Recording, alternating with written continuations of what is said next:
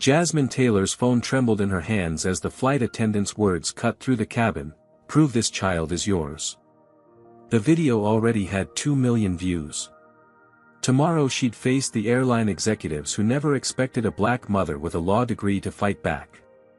Before we dive into this shocking story, let me know where you're watching from in the comments. Hit that like button and subscribe if you believe everyone deserves to travel with dignity. Can you imagine being publicly humiliated just for traveling with your own child? Let's find out what happened when one flight attendant's discrimination was captured on camera. The boarding process for Delta Airlines Flight 278 from Atlanta to Boston was proceeding normally on that warm Tuesday morning. Passengers filed through the jetway in their typical travel day stupor, some clutching coffee cups, others scrolling mindlessly through phones. Jasmine Taylor navigated the narrow aisle with practiced efficiency, baby carrier in one hand, compact diaper bag slung over her shoulder. At 34, Jasmine had mastered the art of balancing her demanding career as a pediatric surgeon with her new role as a mother to 6-month-old Zora. Today was particularly important. She was heading to Boston's Brigham and Women's Hospital to deliver the keynote address at a conference on pediatric surgical innovations. "First class is to your right," the attendant at the door mentioned with a smile, which quickly faded when she actually looked at Jasmine. The subtle shift wasn't lost on Jasmine, who had experienced these microaggressions her entire professional life. "Thank you, I know," Jasmine replied pleasantly, turning right toward the spacious first-class cabin. She'd splurged on the upgraded ticket specifically to make traveling with Zora easier. The extra space would allow her to nurse discreetly and have room for the baby to stretch during the 2-hour flight. Settling into seat 3A, Jasmine arranged her belongings efficiently. Zora, with her light caramel skin and curly hair, was peacefully sleeping in her carrier. Several passengers smiled at the baby as they passed. An elderly white woman across the aisle cooed quietly. "She's absolutely beautiful," the woman said. "How old?" 6 months yesterday, Jasmine replied with the pride only a new mother could muster. This is actually her 4th flight. She's becoming quite the frequent flyer. The conversation flowed easily as the woman shared stories about her own grandchildren. For these few moments, Jasmine felt the rare comfort of being seen simply as a mother, not as a black woman who had to justify her presence in first class. That fleeting normalcy shattered when flight attendant Heather Wilson approached. At 52, Heather carried herself with the confidence of her 20 years of experience. Her perfectly styled blonde hair and immaculate uniform projected authority as she scanned the cabin. "Ticket, please," Heather stated flatly, her eyes narrowing slightly as they fixed on Jasmine. "I already had it scanned at the gate," Jasmine replied, but reached for her phone to display the boarding pass anyway, accustomed to being questioned. Heather scrutinized the digital ticket longer than seemed necessary, her gaze shifting between the screen and Zora multiple times. "And you have documentation for the infant?" The question came with an edge that hadn't been present when she'd greeted the other passengers. "She's on my ticket," Jasmine explained, scrolling to show the infant edition on her boarding pass. "We checked in together at the counter." Heather nodded curtly and moved on, but Jasmine noticed she didn't ask any other passengers for their boarding passes. The knot in her stomach tightened, a sensation she recognized all too well. Throughout medical school and her surgical residency, she'd learned to identify the subtle signs that she was being treated differently. The next 20 minutes passed uneventfully as the remaining passengers boarded. Zora woke briefly, and Jasmine gave her a bottle, grateful the baby remained content. She exchanged texts with her husband Jordan, a corporate attorney, letting him know they were about to take off. As the boarding door closed, Heather returned, hovering beside Jasmine's seat. "Excuse me, ma'am, I need to verify your boarding information again," she said, loud enough that nearby passengers turned to look. "Is there a problem?" Jasmine asked, her voice calm despite the rising tension. "Just routine," Heather replied, though her tone suggested otherwise. "It's unusual to have an infant in first class." Jasmine felt her professional composure begin to crack. "Unusual?" I paid for these seats specifically to have more room for my daughter. Heather's eyes darted again between Jasmine and Zora. The baby's lighter complexion seemed to be a source of particular confusion for the flight attendant. And this is your child? The question hung in the air, loaded with implication. The cabin suddenly felt silent, though the pre-flight announcements continued in the background. Several passengers nearby had stopped their conversations to watch the interaction. Excuse me. Jasmine struggled to keep her voice steady. Of course she's my child. Heather crossed her arms. We have protocols for child trafficking. I'll need to see some proof that this baby is actually yours. The words struck like physical blows. Jasmine looked around, noticing other white passengers with children who hadn't been questioned. 2 seats ahead, a white father held a squirming toddler, and behind her, a white mother was settling in with twins. None had been asked to prove their children belonged to them. This is my daughter, Jasmine stated firmly, struggling to keep her voice from shaking. What kind of proof are you suggesting I should have brought to board a domestic flight with my own child? Heather's voice rose, clearly intended for the surrounding passengers to hear. Ma'am, I need you to prove that baby is actually yours, or we'll have to involve airport security. All eyes in first class were now fixed on Jasmine and Zora, the silence heavy with tension and unspoken judgments. Jasmine took a deep breath, years of operating under pressure in emergency surgeries helping her maintain outward composure despite the internal storm. Zora, sensing her mother's distress, began to fuss in her carrier. I understand you have procedures, Jasmine said, her voice deliberately measured as she lifted Zora to comfort her. But I don't understand what's causing your concern. My daughter is on my ticket, we checked in together, and we've gone through security together. Heather's posture stiffened. I need to see documentation proving you're related. A birth certificate, medical records, something official. I don't carry her birth certificate when we travel domestically, Jasmine explained, bouncing Zora gently as the baby began to whimper. TSA didn't require it. The airline didn't require it when I purchased the ticket. This isn't an international flight. Then I'll need to call the head flight attendant, Heather announced, pressing the intercom button on the nearby panel. Moments later, Carlos Diaz arrived at row 3. At 45, the head flight attendant had the weary eyes of someone who had seen every possible situation in his 15 years flying. What seems to be the problem, he asked, glancing between Heather and Jasmine. Before Jasmine could speak, Heather jumped in. This passenger can't provide documentation proving the child is hers. Given the differences in their appearance, I'm following trafficking protocols. The implications behind differences in appearance weren't lost on anyone within earshot. Jasmine felt heat rising to her face as she shifted Zora to her shoulder, the baby now fully crying. I'm Dr. Jasmine Taylor, she said, addressing Carlos directly. This is my daughter Zora. I don't typically carry her birth certificate on domestic flights because it's not required by law. But I can show you photos of us together since her birth, if that would help. Carlos's expression softened slightly. That might be helpful, Dr. Taylor. Juggling the fussing baby, Jasmine pulled out her phone and opened her photo gallery, revealing hundreds of images documenting Zora's short life, Jasmine in the delivery room holding her newborn, their first day home, bath times, doctor visits, holidays with family. Here's her diaper bag, Jasmine added, pointing to the monogrammed bag with Zora Taylor embroidered on the side. Her formula, her favorite toy, her prescription drops for her ear infection last month.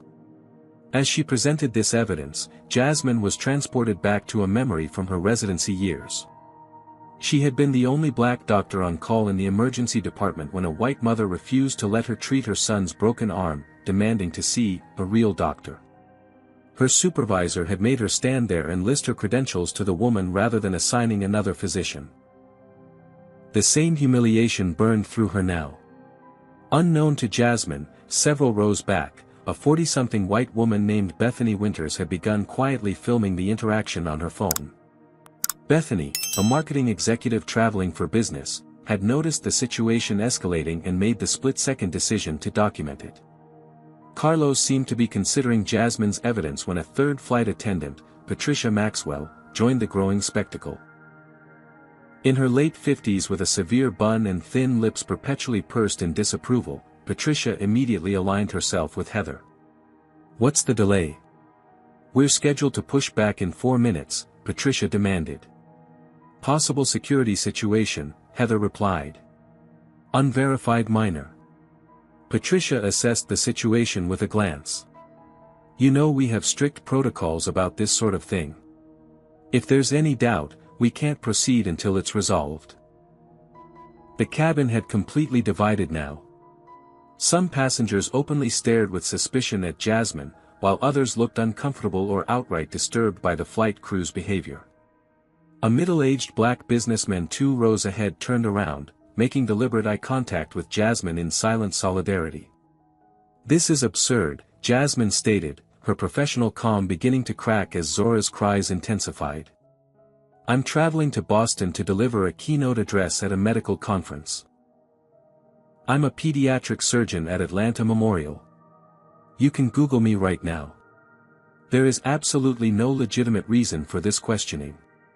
"Ma'am, becoming confrontational won't help the situation," Patricia responded coldly. "If you can't provide proper documentation, we have procedures to follow." "What procedures specifically require a mother to prove her child is hers on a domestic flight?" Jasmine challenged. "And have you asked any other passengers on this flight to provide birth certificates for their children?"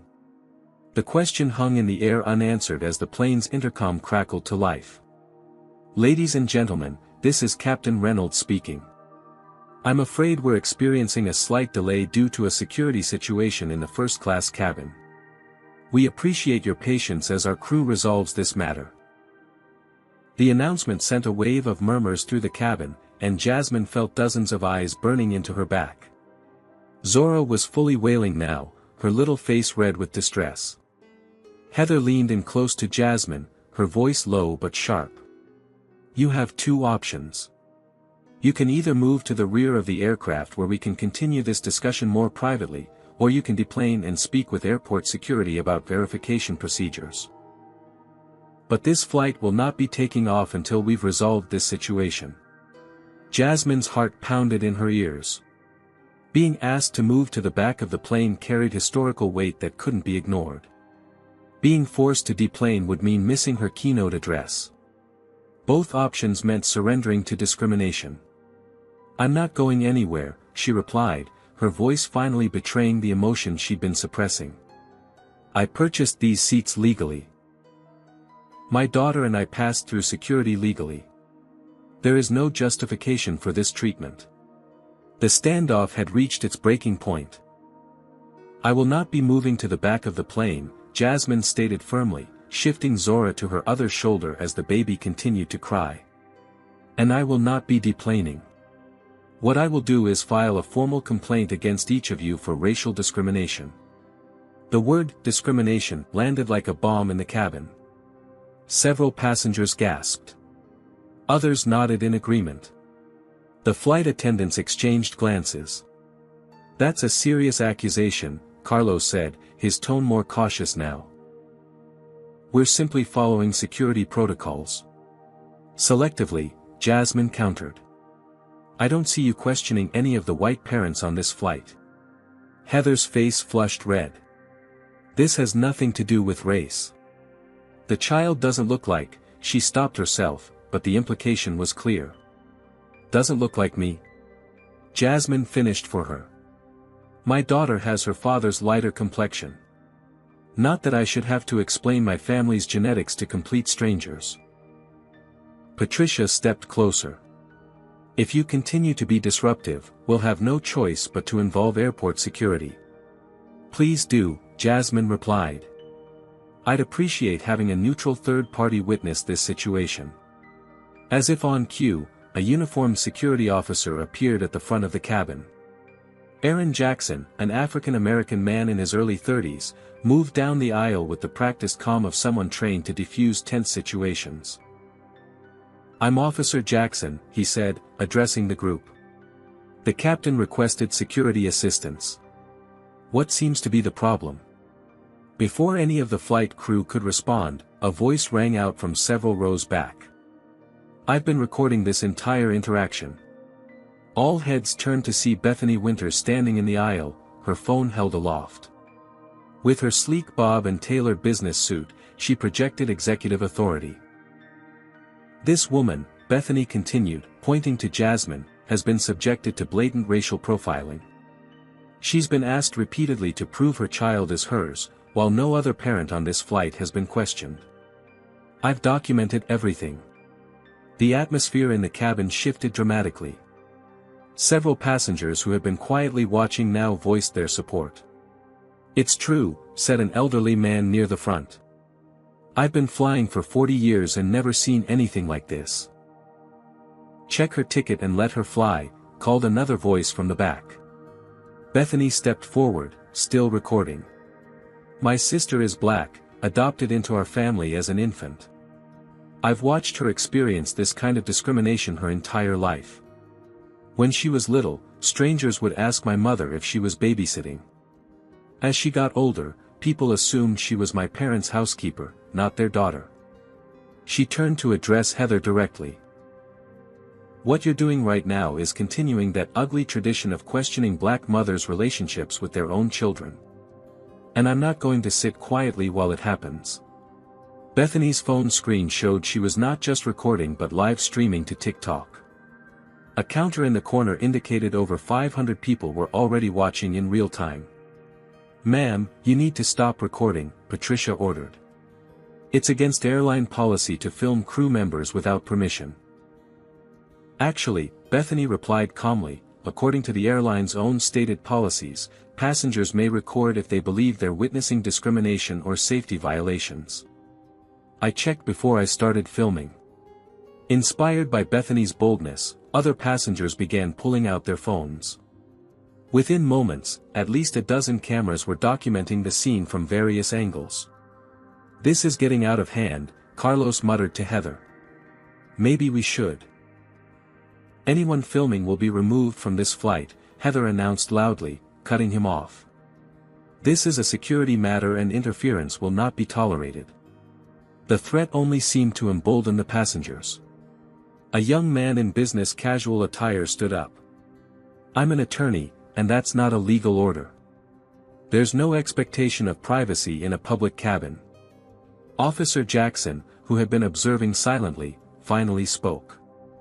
I need to understand the situation before we proceed. Ma'am, he addressed Jasmine, are these your travel documents? Jasmine handed him her phone displaying both her and Zora's boarding information. While Jackson reviewed the documents, Jasmine quietly pulled out her own phone and made a call. William, she said when the call connected, it's Jasmine. I need your help. Dar. William Montgomery had been the hospital's legal counsel for over 20 years and had mentored Jasmine through several challenging situations involving racial bias in the medical system. In hushed tones, she quickly explained the situation while Officer Jackson continued examining her documents. Stay calm. Document everything. Don't leave the plane voluntarily, William advised. I'm calling our contact at the airline's corporate office right now. As Jasmine ended the call, a new security officer appeared, Darnell Washington, the airport security supervisor. In his late 40s with salt and pepper hair and the bearing of a former military man, Washington carried himself with unmistakable authority. Officer Jackson, report, he commanded. Jackson summarized the situation, concluding with, Sir, I've verified the passenger's documentation. Her boarding pass clearly shows an infant edition. There's no legal requirement for a birth certificate on domestic flights. Washington turned to the flight crew. Then what exactly is the issue here? We have concerns about child trafficking, Heather insisted. The infant doesn't resemble the passenger. Washington's expression hardened. Based on training, Heather replied. We're taught to watch for indicators. What specific indicators besides appearance are you observing? Washington pressed. Heather faltered. just protocol. Washington turned to observe the full cabin, noting the multiple passengers filming, then looked at Bethany's phone displaying the live stream counter, which had now climbed past 3,000 viewers. "I think I've seen enough," he said finally. "The passengers' documentation is in order. There's no legal basis for this detention." The word detention hung in the air, elevating the situation from an inconvenience to a potential legal nightmare for the airline. In that moment, Jasmine realized this incident had transformed from a personal humiliation into something much larger, a public reckoning that would extend far beyond this cabin. Despite Supervisor Washington's assessment, the situation took another unexpected turn. Captain Reynolds' voice crackled over the intercom once again. "Ladies and gentlemen, I apologize for the continued delay. Due to the disruption in the cabin, we'll be returning to the gate where some passengers will be asked to deplane before we continue our journey to Boston." A collective groan rippled through the cabin, followed by outbursts of protest. "This is ridiculous. You can't be serious." Jasmine sat in stunned silence, Zora finally quieting against her shoulder, exhausted from crying. Officer Washington appeared equally surprised by the captain's announcement. "Who made this decision?" he asked Carlos. "Captain's discretion," the head flight attendant replied, not meeting Washington's eyes. "Security concerns." "I just cleared those concerns," Washington countered. Heather stepped forward. "The captain has final authority over his aircraft. And he's determined that for the safety of all passengers, we need to resolve this situation at the gate." As the plane slowly began its taxi back to the terminal, Bethany continued her live stream, now narrating the events for her rapidly growing audience. "So despite security clearing this mother to fly, the captain is now forcing everyone back to the gate. This is what discrimination looks like in real time, folks. This is happening right now on Flight 278 from Atlanta to Boston." The comments section on her stream exploded with outrage. Viewers were tagging the airline, news outlets, and civil rights organizations. The counter now showed over 20,000 live viewers. When the plane reached the gate, 2 airline representatives boarded immediately. They huddled with the flight crew at the front of the cabin, occasionally glancing back at Jasmine. Finally, one of the representatives, a young man wearing a name badge that identified him as Marcus Phillips, approached Jasmine's seat. "Dr. Taylor," he began, his voice professionally apologetic, "I'm very sorry for the inconvenience, but we'll need you and your daughter to deplane at this time." "On what grounds?" Jasmine asked, loud enough for the cameras still recording. "We can discuss the details in the terminal," Marcus replied, clearly uncomfortable with the documentation of every word.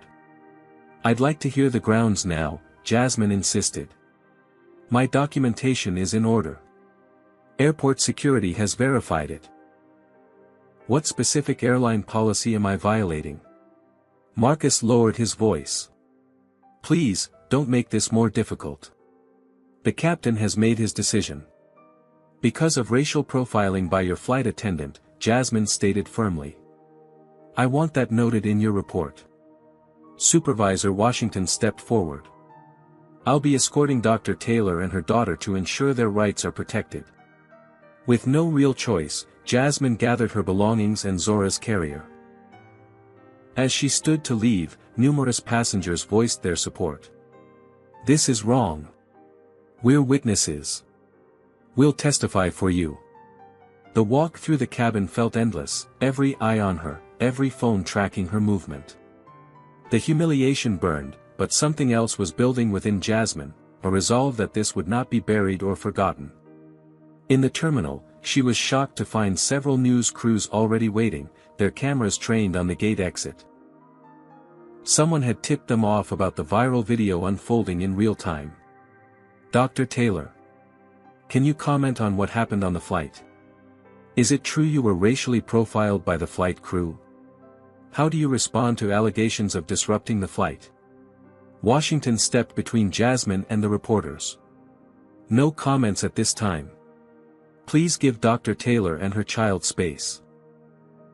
Meanwhile, across town in the glass-walled conference room of Patterson and Grayson law firm, Jordan Taylor was in the middle of presenting a contract proposal to clients when his phone began vibrating incessantly.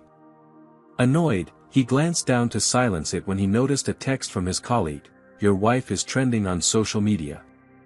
Flight attendant accusing her of kidnapping your baby." Jordan froze, quickly excusing himself from the meeting. In the hallway, he pulled up the live stream, now at over 100,000 viewers, just in time to see Jasmine being escorted through the terminal surrounded by cameras. His fingers trembled as he dialed, but Jasmine's phone went straight to voicemail. Acting on instinct, Jordan called the airline's corporate headquarters, leveraging his firm's connection as one of their legal vendors to get through to the executive offices. "This is Jordan Taylor, senior partner at Patterson and Grayson," he stated to the executive assistant who answered. "I need to speak with someone in authority immediately regarding an incident involving my wife, Dr. Jasmine Taylor, on Flight 278. This is both personal and professional, as our firm represents several of your company's interests." Within minutes, he was connected to the airline's chief operating officer. Back at the airport, Jasmine sat in a private room with Zora, Washington standing guard outside to keep the media at bay. Marcus Phillips had been joined by another representative who introduced herself as the station manager. "Dr. Taylor," the manager began, "we want to express our deepest apologies for your experience today. We're prepared to rebook you on the next flight to Boston in first class, of course, and offer compensation for your inconvenience." Inconvenience? Jasmine repeated, the word inadequate for the humiliation she'd endured. "Your staff publicly accused me of trafficking my own child based solely on the fact that her skin is lighter than mine. That's not an inconvenience. That's discrimination." Her phone, which she'd finally been able to check, showed dozens of missed calls and hundreds of notifications. The video had exploded across multiple platforms. #Justice for Jasmine was already trending.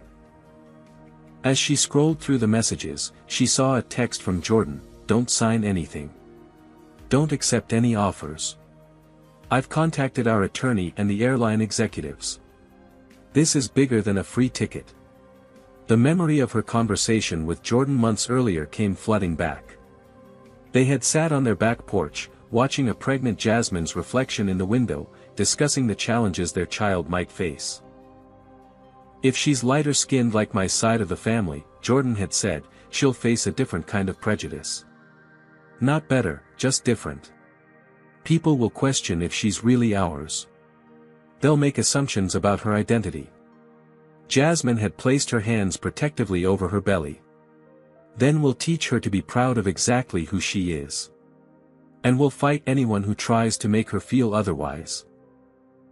That promise resonated now as she looked down at Zora sleeping peacefully in her carrier, unaware of the storm surrounding her tiny existence. Outside the room, the situation was escalating. News of the incident had reached Gregory Harrison, the airline CEO, who was currently on a flight himself. The airline's social media team was in crisis mode as #Justice for Jasmine climbed to the number 3 trending topic nationally. What had begun as one flight attendant's bias had morphed into a corporate nightmare playing out on the global stage, with Jasmine and Zora unwittingly at the center. What do you think about this situation? Should Jasmine accept the airline's offer of a new flight and compensation, or should she stand her ground and pursue justice? Comment number 1 if you believe she should take the offer and get to her medical conference, or number 2 if you think she should fight this discrimination all the way. Hit like if you've ever witnessed or experienced discrimination while traveling, and don't forget to subscribe for more real stories about social justice issues. The question now is, what will happen when this story reaches the airline's corporate headquarters? Let's continue. The sleek conference room on the 38th floor of Meridian Airlines Atlanta headquarters had transformed into a war room. Emergency lighting gave the space an appropriately tense atmosphere as executives and PR specialists huddled around the long table, multiple screens displaying the social media firestorm and news coverage of what was now being called the Zora incident. Victoria Adams, the airline's chief communications officer, stood at the head of the table, her tailored suit and perfect composure belying the panic she felt as she watched the situation unravel. The video has surpassed 2 million views in just under 3 hours, she reported, pointing to a screen showing analytics. It's been picked up by CNN, MSNBC, and Fox News. The Washington Post and New York Times are running online stories. We're seeing coordinated boycott calls across all platforms. Executive Vice President Michael Donovan rubbed his temples. Where are we on the flight attendant? Heather Wilson has been placed on immediate administrative leave pending investigation, Victoria replied. We've issued the standard, taking this matter seriously, statement, but it's not slowing the backlash. And the passenger? Dr. Taylor? She's rejected our initial offer of rebooking and compensation. Her husband is a corporate attorney with Patterson and Grayson. They represent Westland Hotels, one of our biggest corporate accounts. A collective groan went around the table. It gets worse, Victoria continued. We've just received information that Dr. Taylor is a prominent pediatric surgeon. She was traveling to Boston to deliver the keynote address at the National Pediatric Surgical Conference. She's published, respected, and has a significant professional following. Perfect, Donovan muttered sarcastically. Not just any passenger, but a black female doctor with an impeccable reputation. And we accused her of trafficking her own baby. The door opened and Julian Mercer, the airline's chief legal counsel, entered with a grim expression and a thick folder. I've just completed a preliminary review of Flight Attendant Wilson's service record, he announced without preamble. This isn't her first incident involving minority passengers. He laid several documents on the table. In the past 18 months, she's logged 7 passenger concerns that required supervisor intervention. All 7 involved passengers of color. 3 specifically involved questioning family relationships. The room fell silent as the implications sank in. Why wasn't this pattern flagged? Donovan demanded. Each incident was handled individually by different supervisors, Mercer explained. No one connected the dots until now. Victoria's assistant entered and whispered something in her ear. Her expression tightened further. CEO Harrison just landed in Chicago. He's been briefed and is calling in momentarily. And she hesitated. Dr. Taylor's case has just been picked up by the National Association for the Advancement of Colored People. They're issuing a statement within the hour. As if on cue, the large screen on the wall lit up with Gregory Harrison's face. At 62, the CEO had the weathered look of someone who'd climbed through the ranks of the airline industry during its toughest decades. Now, he faced perhaps the most significant crisis of his tenure. Give me the bottom line, he demanded without greeting. How bad is this, and how do we fix it? For the next 20 minutes, the team briefed Harrison on the rapidly evolving situation, the video evidence, Wilson's history, and the growing public relations disaster. Options? Harrison asked when they finished. Victoria stepped forward. We have 2 primary paths. 1, full apology, significant settlement offer, immediate termination of Wilson, and announcement of comprehensive anti-bias training for all customer-facing staff. 2, Mercer interjected, we defend our protocols, emphasize our commitment to preventing trafficking, and argue that while Wilson's approach was perhaps overzealous, it came from a place of child safety concern, not racial bias. In other words, fight it or fold, Harrison summarized. Costs of each? A settlement could run 7 figures given the public nature and Dr. Taylor's standing, Mercer estimated. Fighting it would cost less upfront but carry significant brand damage risk and potential for larger jury awards if it goes to trial. Harrison was quiet for a moment, weighing the options. Make the call to Taylor. Offer first-class tickets for a year, $50,000 in compensation, and a personal apology from me. Let's see if we can resolve this before it escalates further. Across town, Jasmine had finally made it home with Zora. Jordan had left work immediately after seeing the video and was now pacing their living room while on the phone with Anthony Richardson, the premier civil rights attorney in Atlanta. "They're going to call with an offer," Richardson was saying. "Don't accept anything. Don't sign anything." Every word from this point forward could impact potential litigation. "I never wanted to be the center of a discrimination case," Jasmine said, watching Jordan pace. "I just wanted to give my talk at the conference." "I know," Jordan replied, covering the phone's microphone. "But now you have a platform. A chance to make real change." Jasmine thought about her years in medical school, the microaggressions, the assumptions, the constant need to prove herself. She thought about her patients, especially the young black girls who looked up to her. And she thought about Zora, sleeping peacefully in her crib, unaware that her existence had already become a battleground for racial justice. When her phone rang with an unlisted number, she took a deep breath before answering on speaker. "Dr. Taylor? This is Gregory Harrison, CEO of Meridian Airlines. I wanted to personally express my deepest apologies for your experience today." Jordan motioned for her to stay silent as Richardson had advised. "I'm listening," she said simply.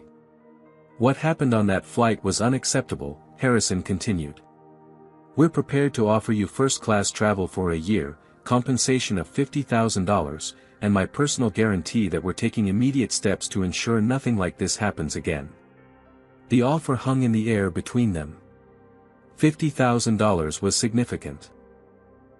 Nearly enough to fund the pediatric clinic in an underserved neighborhood that Jasmine had been working toward. But then she remembered the feeling of standing in that cabin, dozens of eyes on her, being forced to prove her motherhood. The humiliation. The violation. The knowledge that this happened to countless others who didn't have her resources or platform. "Mr. Harrison," she replied finally, "I appreciate your call. But this isn't about free tickets or money. This is about dignity. About systemic problems in how your airline treats passengers of color. I'll need to consult with my attorney before discussing this further." After ending the call, Jordan embraced her. "You're doing the right thing." "Am I?" she questioned. "What if fighting this means Zora grows up seeing her mother as the angry black woman from that viral video? What if this follows her?" Or, Jordan countered, she grows up seeing her mother as the woman who stood up against injustice and made the world a little better for all the little black girls who would come after her. As they spoke, Bethany Winters was being interviewed on a primetime news program, her original video now at 5 million views. "I couldn't stay silent," she explained to the host. "As a white woman, I have a responsibility to speak up when I witness discrimination. This wasn't a misunderstanding. This was a textbook example of racial profiling." Across the country, people were sharing their own stories of travel discrimination using the hashtag #FlyingWhileBlack. The conversation was expanding beyond Jasmine and Zora to address a systemic issue affecting millions. That night, as Jasmine prepared a bottle for Zora's late feeding, she received a text from an unknown number. It contained a screenshot of a social media post by Heather Wilson from 2 years earlier, showing her at a rally with a sign that read, "Protect our borders." The accompanying message simply said, "You might want to see this. There's more." The battle lines were being drawn for what would become much more than a personal incident. It was evolving into a referendum on how America addressed its ongoing struggle with racial bias in everyday interactions. 3 days after the incident, Jasmine and Jordan sat in the well-appointed office of Anthony Richardson, the walls adorned with framed newspaper headlines chronicling his most significant civil rights victories. At 58, Richardson carried himself with the quiet confidence of someone who had faced down corporate giants and won. "What happened to you isn't isolated," Richardson explained, sliding a folder across his mahogany desk. "My team has identified 27 similar incidents involving Meridian Airlines in the past 5 years. All involving passengers of color being questioned about their relationships to traveling companions." Jasmine flipped through the documentation, each page revealing stories painfully similar to her own. "The pattern is clear," Richardson continued. And now we have evidence that flight attendant Wilson has a history of targeting minority passengers specifically. Jordan leaned forward. What are our options? We can pursue this as an individual discrimination case, Richardson replied. Or we can file a class action on behalf of all passengers who have experienced similar treatment. The second option takes longer but creates more pressure for systemic change. Jasmine studied a particular page showing a black father who had been separated from his biracial daughters for questioning during a layover. Class action, she decided. This isn't just about Zora and me. Richardson nodded approvingly. I was hoping you'd say that. Now, be prepared, the airline is already controlling their narrative. Wilson gave an interview this morning. He turned his computer screen to show a morning news segment. Heather Wilson sat across from the host, looking appropriately somber in a conservative blue dress, her blonde hair pulled back in a subdued style. I was simply following our training protocols, she explained, her voice steady. Child trafficking is a serious concern in the airline industry. We're trained to look for certain indicators, and when I observed what appeared to be inconsistencies, I was obligated to investigate further. Would you have questioned a white mother with a lighter-skinned child the same way? The host pressed. Absolutely, Wilson replied without hesitation. This had nothing to do with race. It was about child safety, which is my primary concern as a flight attendant with 20 years of experience. Jasmine felt her blood pressure rising as she watched the carefully crafted performance. She's lying, she said flatly. She specifically commented on how Zora doesn't look like me. We know, Richardson assured her. And we're going to prove it. As they continued discussing legal strategy, Bethany Winters was experiencing her own aftermath of the viral moment. Her video had now been viewed over 50 million times across platforms, and she had become an unexpected ally in the fight.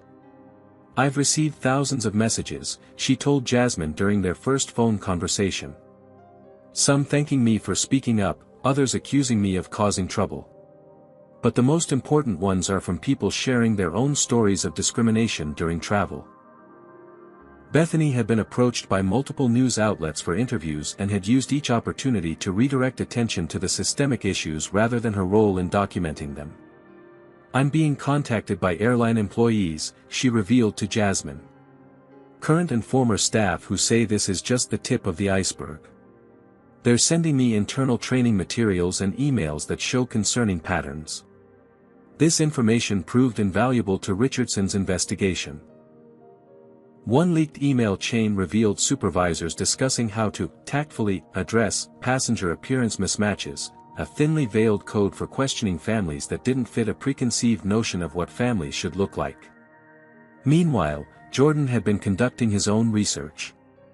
Using his corporate law background, he had accessed public records of Wilson's social media history that had been quickly scrubbed after the incident. What he found was disturbing. A pattern of sharing and engaging with content that revealed clear racial biases. Look at this, he showed Richardson during their next meeting. 6 months ago, she commented on an article about immigration. Some people will do anything to get into this country, including using children that aren't theirs. And here, she shared a post claiming that trafficking rings use mismatched children to avoid detection. Richardson added these findings to their growing case file. This establishes a mindset consistent with racial profiling. It's exactly what we need. The legal machinery moved swiftly. Richardson filed a formal discrimination complaint with the Department of Transportation, triggering an automatic investigation into the airline's practices. Simultaneously, he prepared the class action paperwork, identifying plaintiffs from the cases his team had uncovered. The airline, sensing the mounting pressure, made another attempt at damage control. Gregory Harrison issued a video statement expressing deep concern over the incident and announcing an internal review of all passenger interaction protocols. He also revealed that Heather Wilson would remain on administrative leave while the investigation proceeded. What Harrison didn't publicly disclose was the growing discord within his executive team. During a tense board meeting, several directors questioned his handling of the crisis. "This is going to cost us millions in legal fees and lost revenue," one warned. "Not to mention the brand damage. We should settle with Taylor immediately and implement the changes her attorneys are requesting." "And admit liability?" Harrison countered. "That opens us up to every discrimination claim any passenger wants to file for the next decade." "The alternative could be worse," another director argued. "This story isn't going away.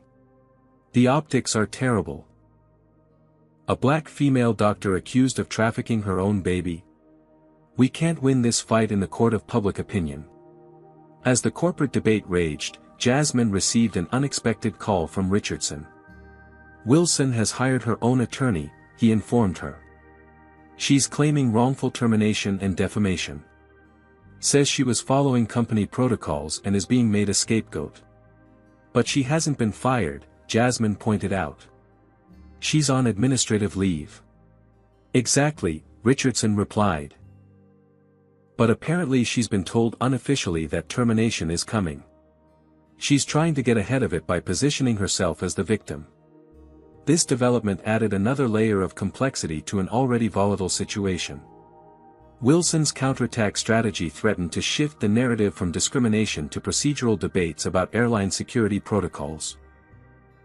The stakes escalated further when the Department of Transportation announced an emergency public hearing to address the discrimination allegations.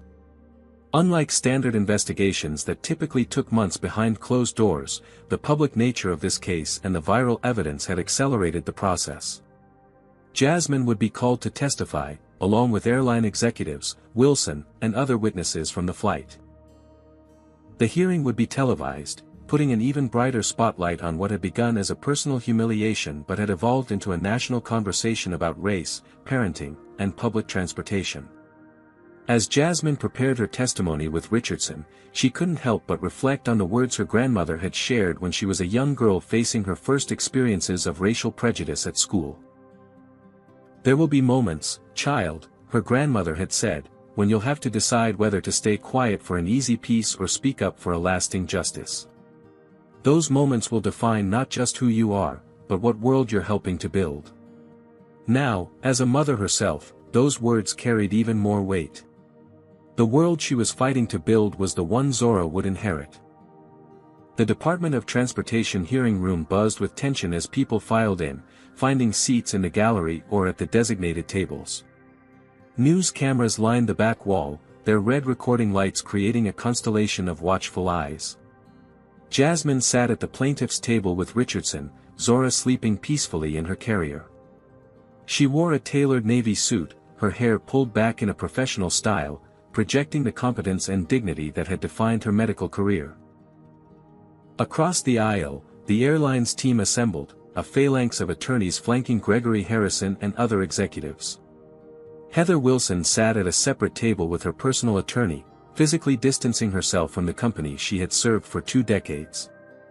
The hearing officer, Judge Marilyn Brewer, entered and called the room to order.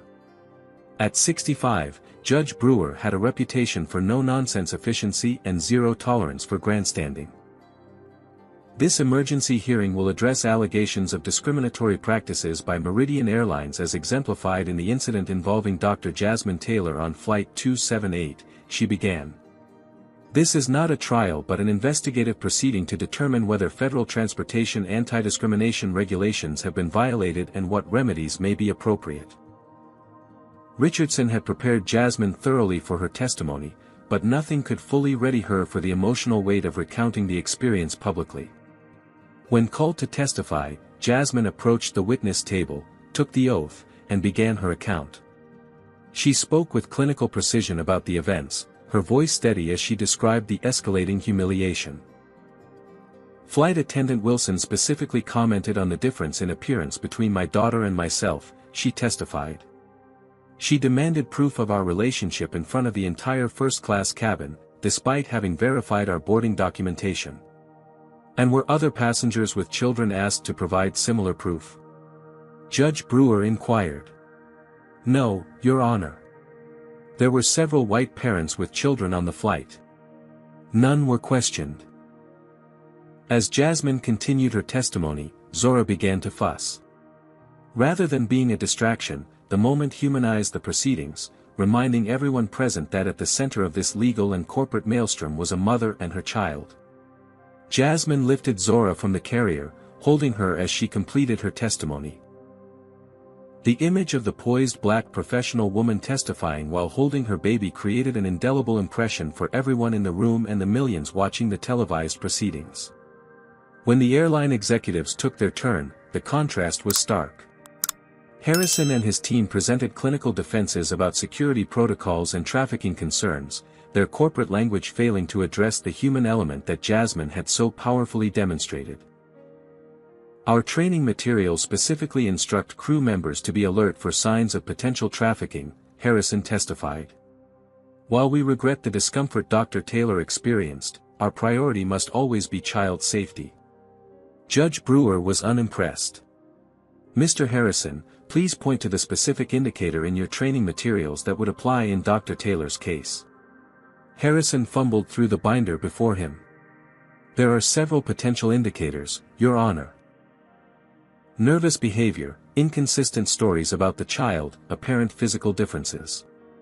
So physical differences between adult and child are explicitly listed as a trafficking indicator in your materials, the judge pressed. In context with other factors, yes, Harrison admitted. And what other factors were present in Dr. Taylor's case? The silence that followed was damning. When Bethany Winters took the stand, she provided the perspective of an independent witness with no prior connection to Jasmine. The discrimination was obvious to everyone in that cabin, she testified. The flight attendant specifically focused on the physical differences between Dr. Taylor and her daughter. No other parent was subjected to this treatment. Bethany had faced significant backlash for her role in the incident. Online trolls had attacked her for race betrayal and causing unnecessary drama. Her employer had expressed concerns about her being the face of a viral controversy. Yet she stood firm in her testimony, refusing to back down from what she had witnessed. I've been called a social justice warrior, like it's an insult, she stated when cross-examined about her motivations. But if fighting for justice is wrong, then I don't want to be right. What I saw that day was wrong, and staying silent would have made me complicit. Throughout the proceedings, Jasmine found herself thinking about her grandmother again. As a young woman in the 1950s, she had traveled by bus across state lines, enduring segregated waiting rooms, being forced to give up seats, and suffering countless indignities simply to visit family. Travel has always been a battleground for civil rights in this country, Jasmine had told Richardson during their preparation. From segregated buses and train cars to redlining that determined where people could live. This isn't new. It's just taking different forms. This historical context gave the hearing additional weight. It wasn't just about one incident on one flight, it was about the continuing struggle for equal treatment in public spaces. The most dramatic moment came when several other passengers from the flight testified, each confirming Jasmine's account and adding their own observations about the discriminatory treatment. I've been flying for 40 years, testified Gerald Hoffman, a retired professor. I had my granddaughter with me on that flight. No one asked me for proof that she was related to me, despite the fact that I'm white and she's multiracial. The different treatment was obvious and shameful. As the testimonies continued, public sentiment overwhelmingly supported Jasmine.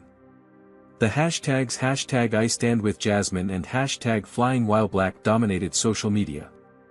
Protests formed outside Meridian Airlines headquarters and major hub airports. The airline's stock price had dropped 15% since the incident, and corporate clients were beginning to distance themselves from the brand. The damage was extending beyond the legal realm into tangible business consequences. In the face of mounting evidence and public pressure, Judge Brewer announced that the department would be conducting a comprehensive investigation into Meridian's training materials, incident reports, and handling of discrimination complaints. This hearing has presented troubling evidence of potential systemic issues that warrant thorough examination, she declared. I am ordering Meridian Airlines to preserve all relevant documents and to provide full access to departmental investigators. As the hearing concluded, Richardson informed Jasmine that their class action lawsuit had been officially filed, with 17 plaintiffs already signed on and more coming forward daily after seeing the hearing. The battle was far from over, but the public nature of the hearing had accomplished something important. It had brought the issue of travel discrimination out of the shadows and into the national conversation. As Jasmine left the hearing room, reporters shouted questions and cameras flashed. She held Zora close, the baby now a symbol of both the personal hurt that had initiated this fight and the hope for change that drove it forward. "Dr. Taylor. Will you be satisfied with anything less than a complete overhaul of the airline's policies? Do you believe Flight Attendant Wilson should be fired? What message do you want to send to other parents who might face similar discrimination?" Jasmine paused, considering the last question carefully before responding. "This isn't just about one flight attendant or one airline," she said clearly for the cameras. "This is about ensuring that all families can travel with dignity, regardless of what they look like or how they're formed. No parent should ever have to prove their child belongs to them based on skin tone or appearance. And no child should ever witness their parent being humiliated for loving them." Her words, broadcast on news programs nationwide, resonated with millions who had experienced or witnessed similar discrimination. The personal had indeed become political, and there would be no going back to the status quo. A week after the hearing, as Jasmine reviewed patient charts in her office at Atlanta Memorial Hospital, her phone lit up with a text from Richardson, "Check your email immediately." The message contained a video link with the subject line, "Not the first time." With a sense of foreboding, Jasmine clicked play. The grainy footage showed an airport gate area from the previous year. Though the quality wasn't perfect, the scene was unmistakable: Heather Wilson standing over a seated black man who was traveling with a young girl. The same confrontational posture. The same demanding tone. "Sir, I need to see documentation proving your relationship to this child." The man, visibly distressed, was showing photos on his phone. "This is my daughter. We're just trying to get home from her dance competition." The video had been recorded by another passenger and had received minimal attention when originally posted. But in light of the current controversy, it had been discovered and sent to Richardson by a social media user who recognized Wilson. This evidence of a pattern was exactly what they needed to counter Wilson's claim that she had been following protocols rather than acting on bias. Richardson immediately filed the video as supplementary evidence in both the DOT investigation and their class action lawsuit. The impact was immediate and devastating for the airline. Their stock price, already weakened, plummeted an additional 12% by closing bell. #boycott Meridian began trending, with travelers posting screenshots of canceled reservations and cut-up frequent flyer cards. Corporate clients, sensitive to the reputational damage of association, began publicly announcing they were suspending their business travel contracts with Meridian. The financial consequences were mounting by the hour. Inside Meridian's headquarters, the crisis had reached breaking point. The board of directors called an emergency session, meeting in tense silence as they reviewed the latest financial projections. "We've lost 27% of our market value in 10 days, the CFO reported grimly. "Advanced bookings are down 40%. Corporate accounts representing over $100 million in annual revenue have suspended their contracts." The board chair, Eleanor Watkins, turned to CEO Harrison. "Gregory, we've supported your handling of this situation thus far. But this new video changes everything. It establishes a pattern that makes our legal position untenable." Harrison's face was ashen. "We can still argue that Wilson was acting independently, not following company directives. Throwing her under the bus won't save us now," another board member countered. "The public sees this as systemic. We need to take decisive action to save this company." The vote was unanimous. Harrison would step down, effective immediately. A search would begin for a new CEO who could lead the airline through this crisis and the necessary transformation that would follow. The news of Harrison's forced resignation broke just as Jasmine was leaving the hospital that evening. Her phone buzzed with notifications as journalists sought her comment on the development. But Jasmine's focus was elsewhere. Zora had been fussy all day at daycare, and when Jasmine picked her up, she felt the heat radiating from her daughter's small body.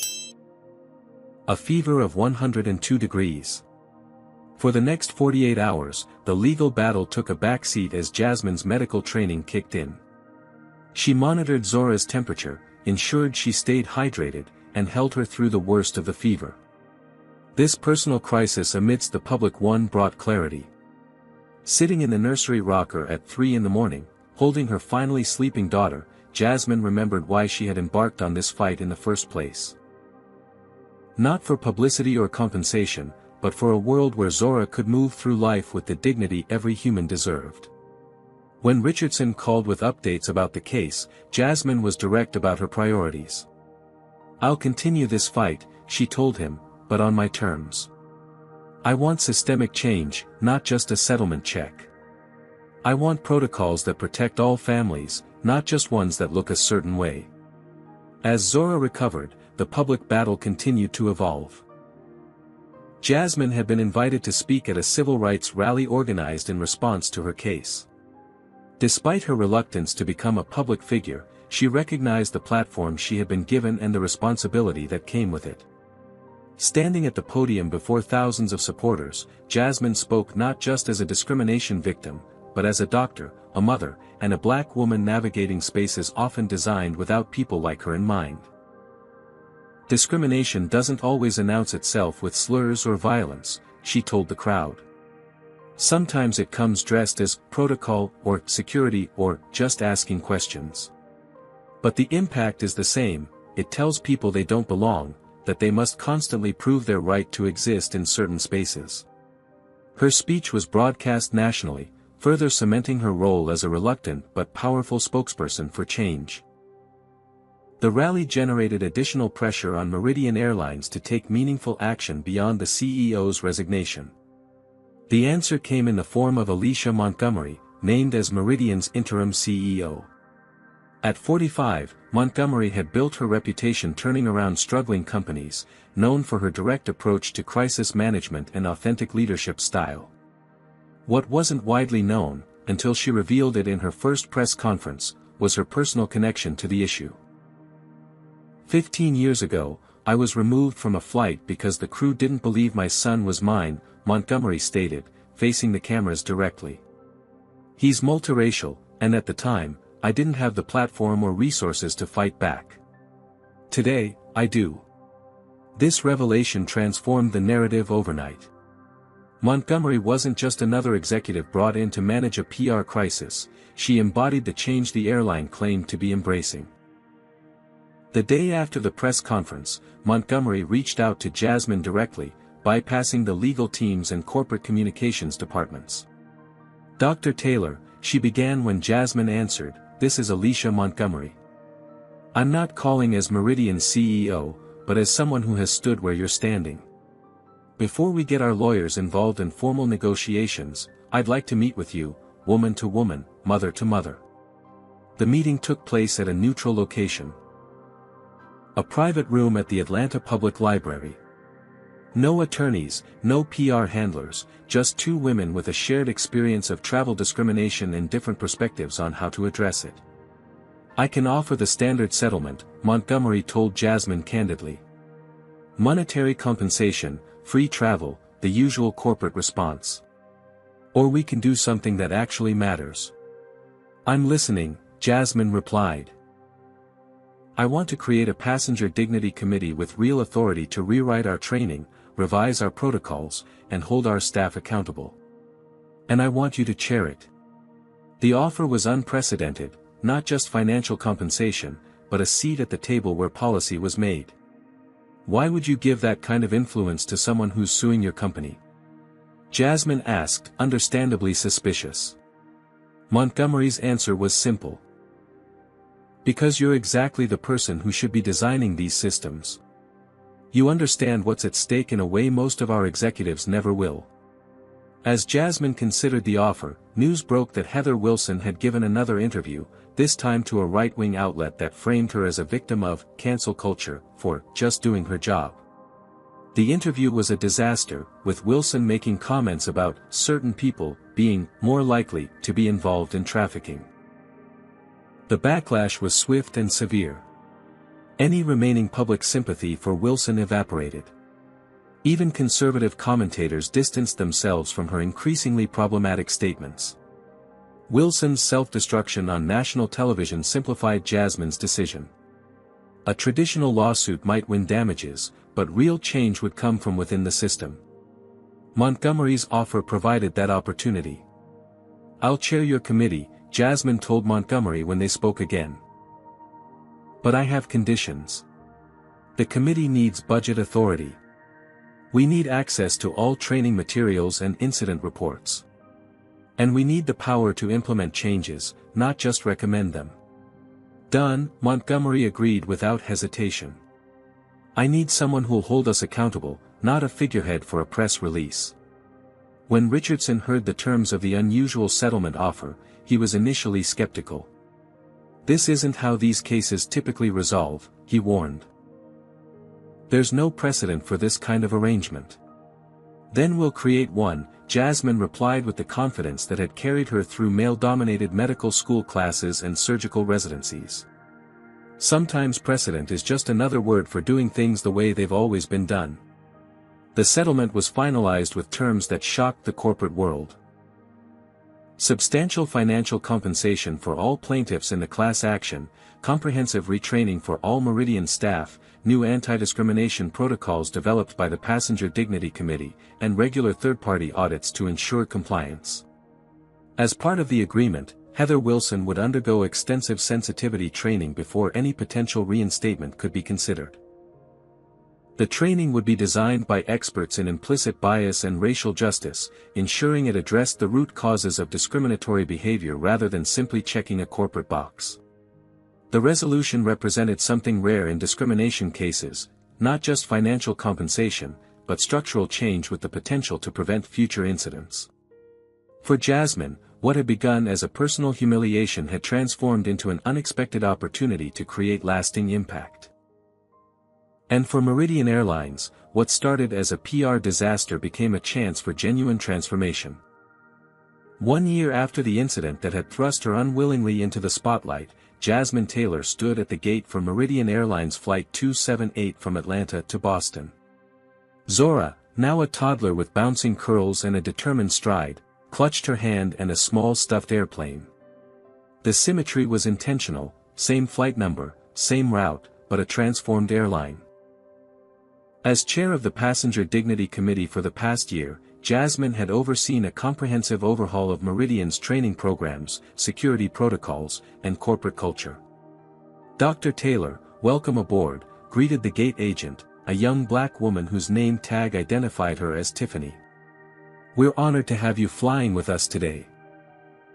The recognition wasn't from celebrity but from Jasmine's regular presence in employee training sessions where she shared her experience as both a cautionary tale and a catalyst for change.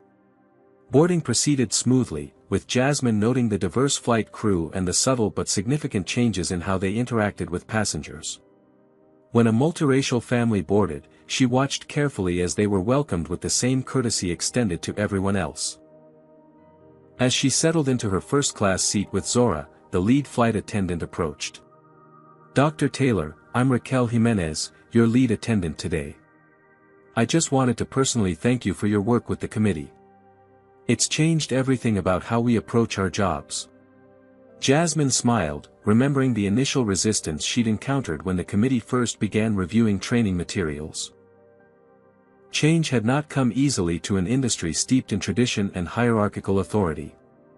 But over months of persistent effort, meaningful transformation had taken root. The new protocols developed by the committee had eliminated subjective indicators that could be influenced by bias.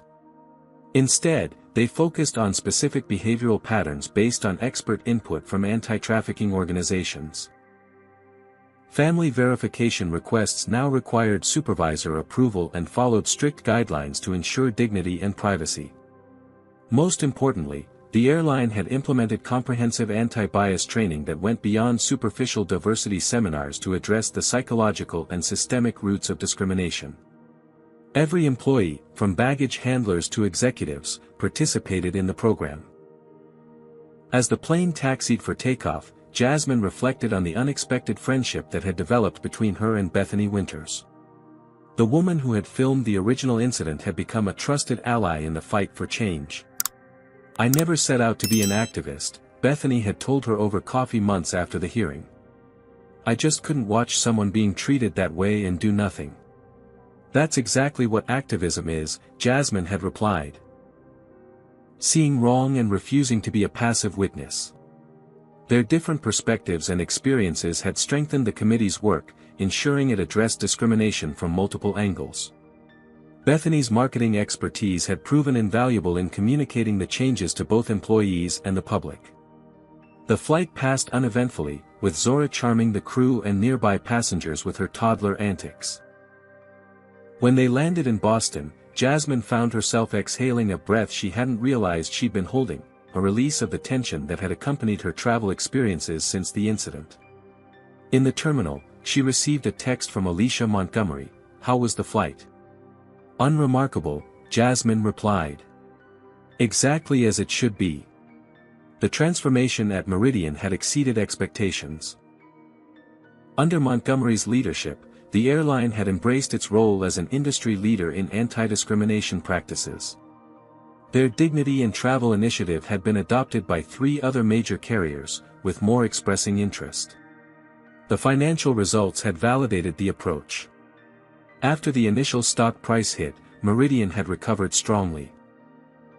Corporate clients had returned, often citing the airline's transparent handling of the crisis and commitment to change as reasons for their renewed confidence.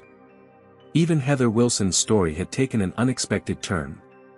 After completing the required sensitivity training, she had requested a meeting with Jasmine. The conversation had been difficult but necessary. "I never saw myself as prejudiced," Wilson had admitted. "I thought I was just being vigilant. The training helped me see how my assumptions were shaped by biases I didn't even recognize." While Wilson had not returned to flight duties, she had found a new role speaking to industry groups about her experience and the importance of confronting implicit bias.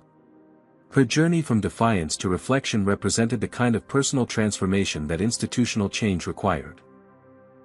7 years later, Jasmine found herself in the audience of a middle school auditorium, watching 8-year-old Zora present her Black History Month project. The topic she had chosen, without prompting from her parents, was "How My Mom Changed Air Travel." On the display board behind her, Zora had mounted newspaper clippings, photos, and a timeline of the case and its aftermath. At the center was the original viral video screenshot, now a historical artifact of a transformative moment.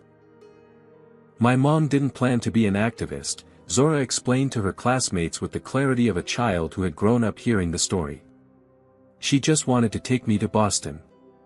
But when something unfair happened, she decided to change things not just for us, but for everyone." Jasmine blinked back tears, struck by her daughter's understanding of a complex situation. Zora had grown up knowing her story, neither defined by it nor ignorant of its significance. The final image in Zora's presentation showed a recent photo of Jasmine in a conference room with airline executives from across the industry. After the success of Meridian's initiatives, she had been recruited as a consultant on inclusion practices by multiple transportation companies. "Because my mom spoke up, now families who look different from each other can travel without being questioned or separated," Zora concluded proudly. "That's why I believe one person really can change things when something isn't right." As her classmates applauded, Jasmine reflected on the journey from that humiliating moment on the plane to this point of pride for her daughter. The path had not been easy, with trolls, threats, and exhausting legal battles along the way. But the outcome, systemic change that protected countless families, had been worth every difficult step. In the years since the incident, traveling while Black had not become magically free of discrimination. Bias was too deeply embedded in American society for any single case to eliminate it entirely. But procedures had improved, accountability had increased, and more people understood their obligation to speak up when witnessing injustice. The final scene of this story came when 15-year-old Zora prepared for her first solo flight to visit her grandparents. Jasmine stood with her at the security checkpoint, the memory of that first traumatic flight still present but no longer painful. "You have everything? Ticket? ID?" Jasmine asked with typical maternal concern. "Yes, Mom," Zora replied with teenage exasperation.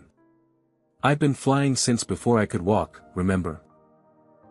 As they embraced goodbye, Jasmine watched her daughter walk confidently toward the gate, head high, moving through the world with the assurance of someone who knew her right to be there was not up for debate. At the gate, Jasmine observed from a distance as the agent greeted Zora by name, checking her documentation with professional courtesy. No extra scrutiny. No suspicious glances.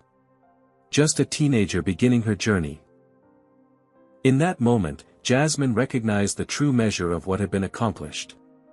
Not just policy changes or corporate practices, but something more fundamental, a small but significant step toward a world where a black child could move through public spaces with the same unquestioned belonging as anyone else.